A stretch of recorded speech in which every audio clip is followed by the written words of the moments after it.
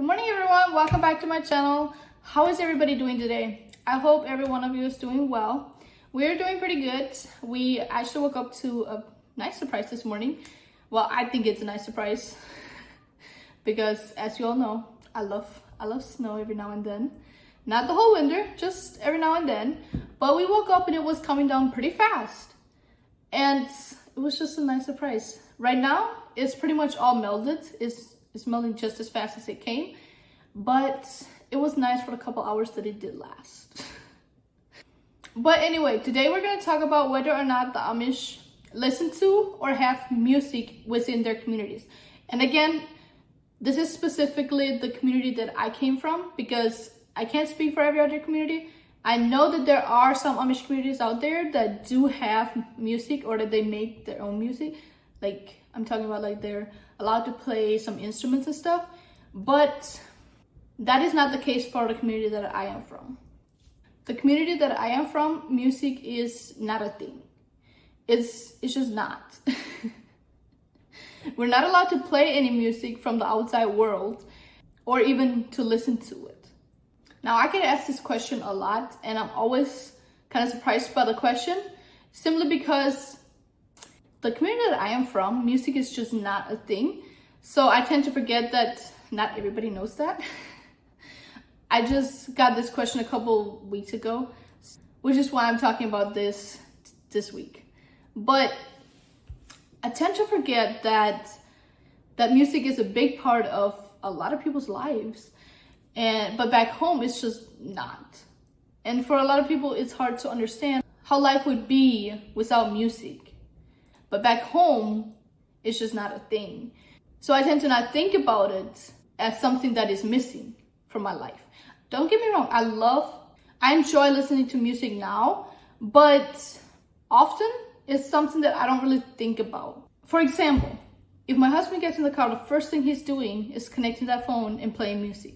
If I get in the car, I often forget to play music. Every now and then, I'll go through like a phase where I'm always listening to music, and it might be the same artist over and over again, or I'll be switching it up between artists, but it's not really the first thing that I think about. Now, why we couldn't listen to music back home, I'm not sure if there's any other answer to that question, other than the fact that it's considered too modern or too worldly, if that even makes sense. But a lot of the reasons why you can't do stuff in the Amish community is because they consider it too worldly or too modern, too out there. I don't know that they have anything specifically against music other than the fact that it is a part of the world. But even as far as instruments, we can't have instruments, period. I remember when I was still at home, I was babysitting for one of the neighbors' kids, and their little kids had this little play harmonica. It was just like a little thing, not big at all. But I was surprised that they were allowed to have that, because that was, in my family, that would have been like something like so out there. You know, like it's something as simple as you blowing, like let's say for a whistle, for example. We could have whistles, but harmonicas, we couldn't have those because it makes a musical sound. But I also figured that the reason that they could have it was because of the fact that they were in a different church than we were. A lot of the rules are very similar. It's just the church that they're from, they're a little more modernized, I guess you could say. Like, I was in the Swarzentrooper church, and they were like in the, I think they call it the Chan church, or was it the Hirschberger church? I'm not sure, but it's just slight differences, very slight differences between the two.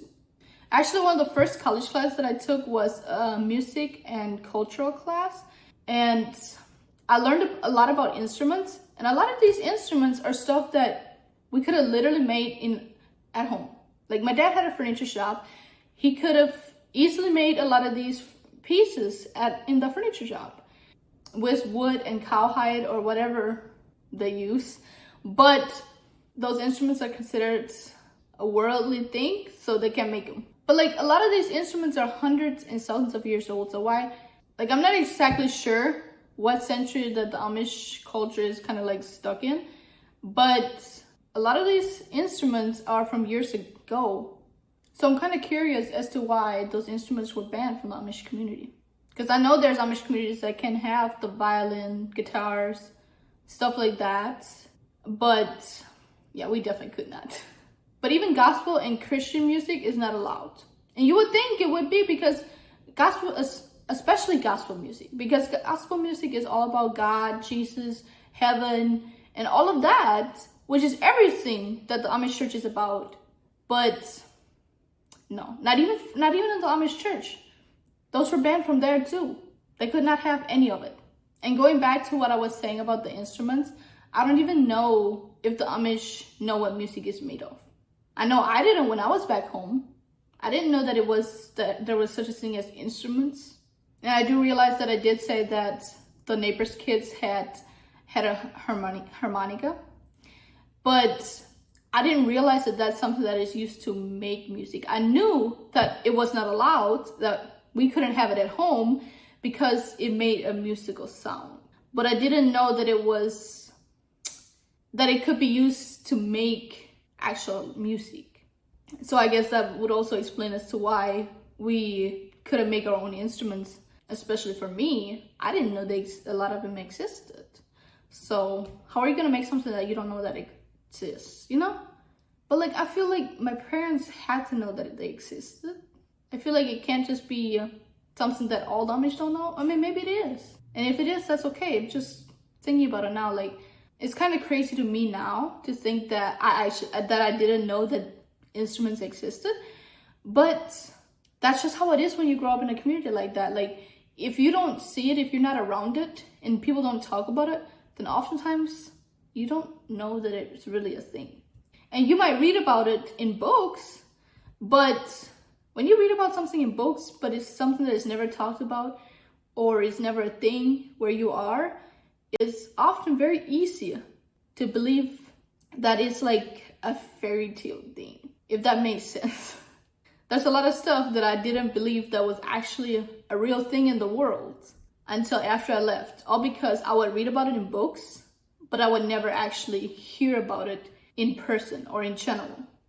But just because we can't have or listen to the regular music that is out here in the world doesn't mean that we don't have something similar that we do ourselves.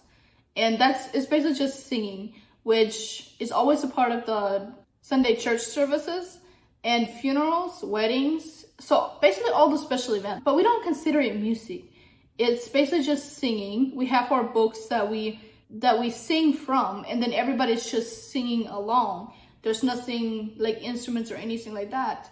And I wish I had a video of it to show to you guys at the end, but I don't. I never actually videotaped any of it because I don't know, last time I went back, I know some people did, but I don't know, the last time I went back was for my grandma's funeral, and I do know that some of my cousins videotaped the ceremony, but I couldn't get myself to do it just because I felt like it would be disrespectful to my parents, because they didn't need to allow me to come to this funeral. They didn't need to treat me like family because they allowed me to sit with the family. They didn't need to do that. And I was honestly shocked that they did. So the last thing I wanted to do was to do something that I felt like was very disrespectful to their culture. So I didn't do it, but it would be nice if I had a recording of it to play at the end of this video.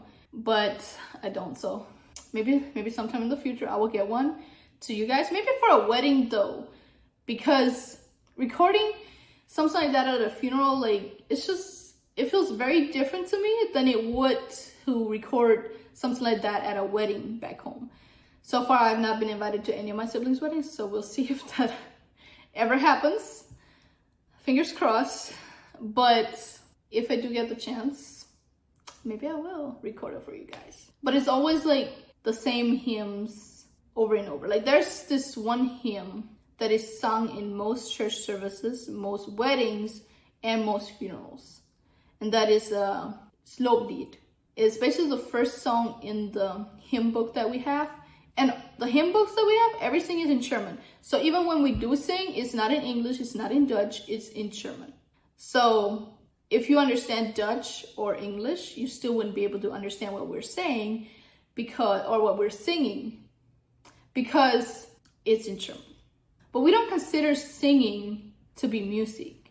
It's probably because we consider music to be worldly and modern, but singing is something that is just done as a community, usually. So maybe that is why there's a difference, which might make it seem more godly. But also, because it's in German, if you know anything about the Amish community, anything that is in German is considered more godly and less worldly.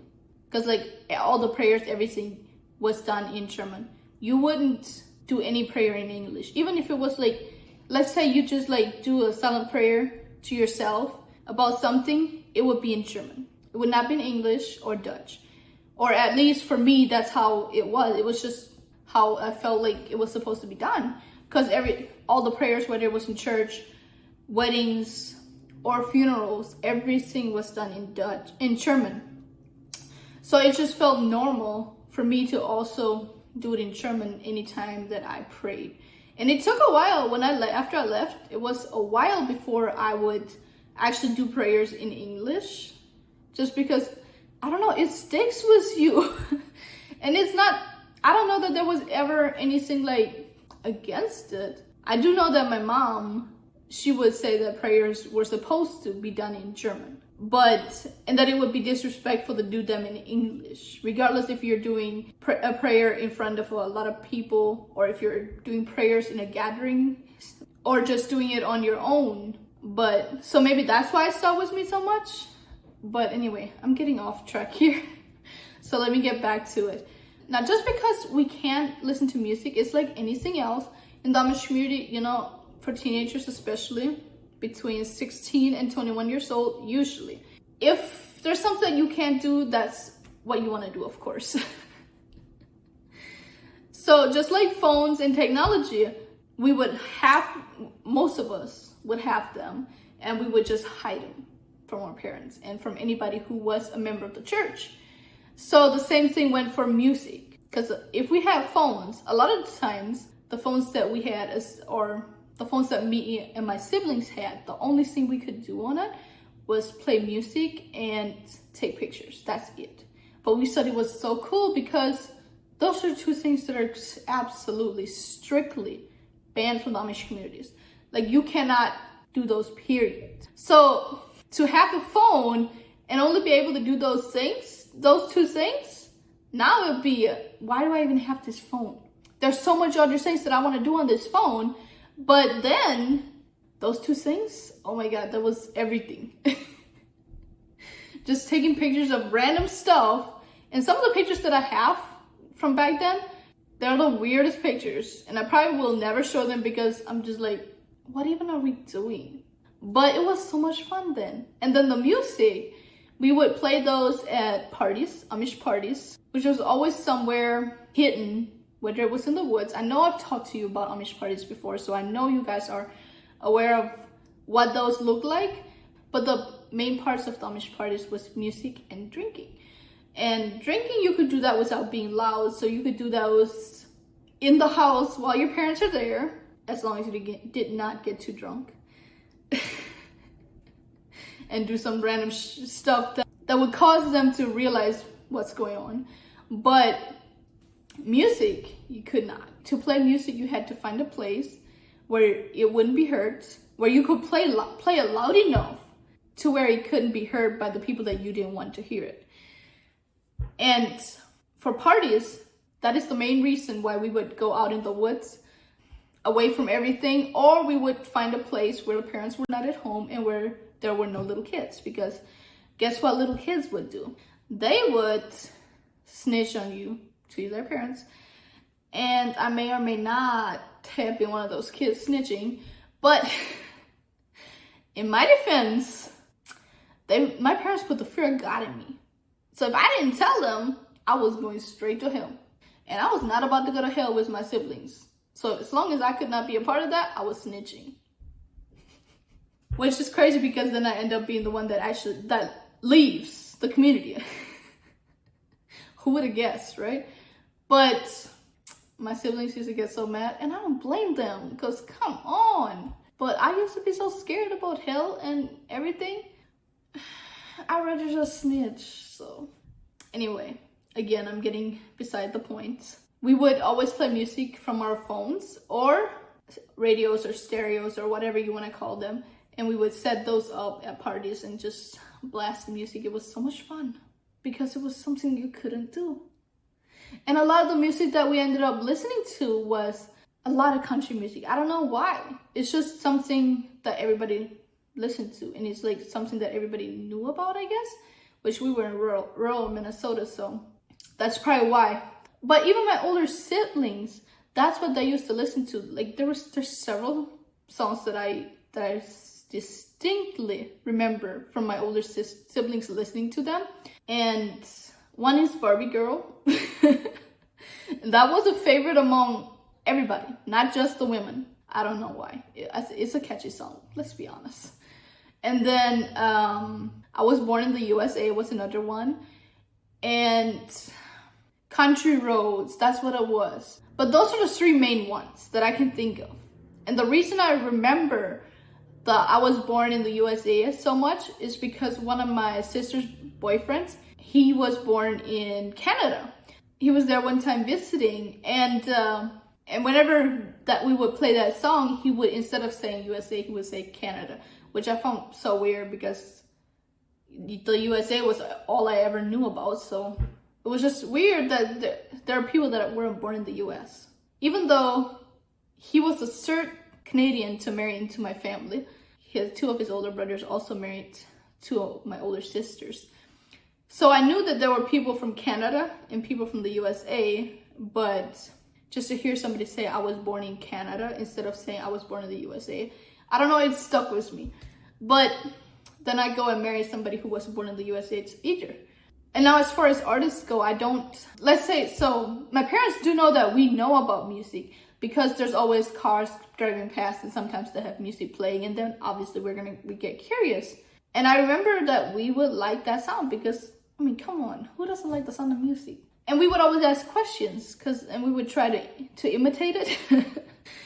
And my parents would always tell us that that's not somebody actually singing, because there's no way that anybody has that good of a voice. That it's not possible for anybody in the world to have that good of a voice. It's not somebody, it's just something, you know?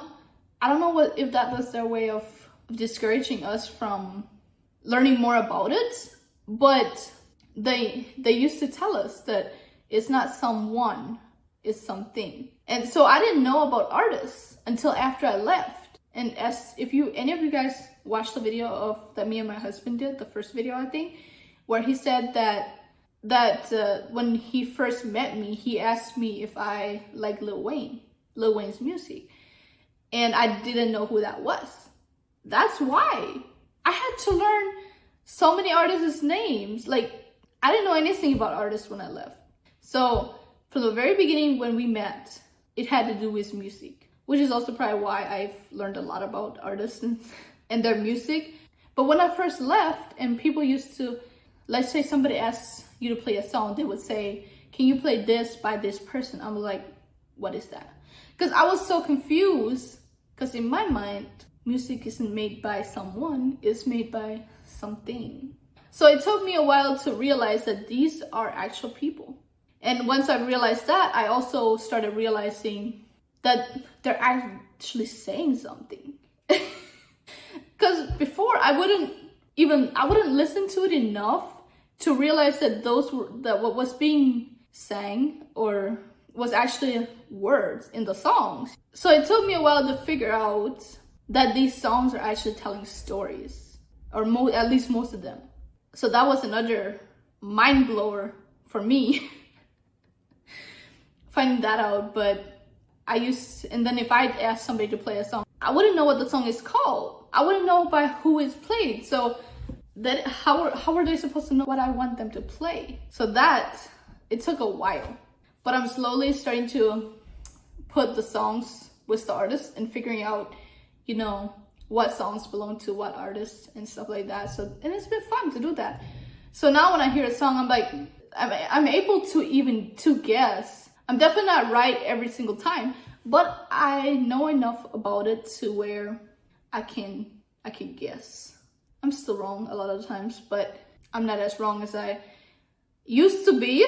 So that's progress, okay? It's progress. I'll get there. But I definitely know who Lil Wayne is now. Even though I'm not nearly as big of a fan as my husband is, I'm still a pretty big fan of Lil Wayne. But he's been listening to his music since he was a little kid. I don't think you can build that type of fan from somebody who just started listening to his music like 7 years ago. But actually, there was one artist that I remember hearing about back home. And I think the only reason I remember her name, or that her name even registered in my mind at that time, was because she had the same first and middle initial as one of my cousins. And her name was Mary J. Blige. It didn't really click that she was an actual artist out here in the world until I think it was 3 years ago when she was on the Super Bowl halftime show. And she came on and Tawi said something about, oh, it's Mary J. Blige. I was like, hold up. I know that name. He's like, really?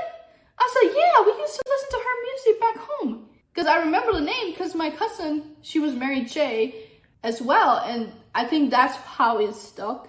But yeah, I remember it. I was like, dang, that's really an artist. Like at home, you recognize the names and you recognize that it came with specific songs, but you didn't really realize that she was the creator of those songs because, like I said before, we were told that music is made by something, not by someone.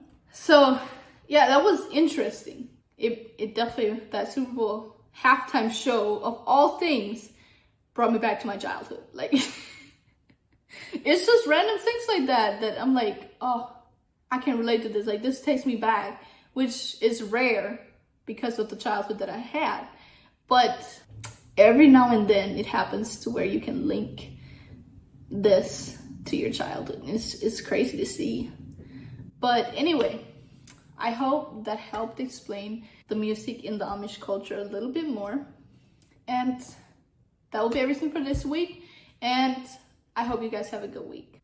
And don't forget to like, comment, and subscribe to hear more of my story. And also follow me on TikTok at IdaMachiva1 and on Instagram at IdaChooseHappiness. I will be posting videos and answering some questions on both of those platforms.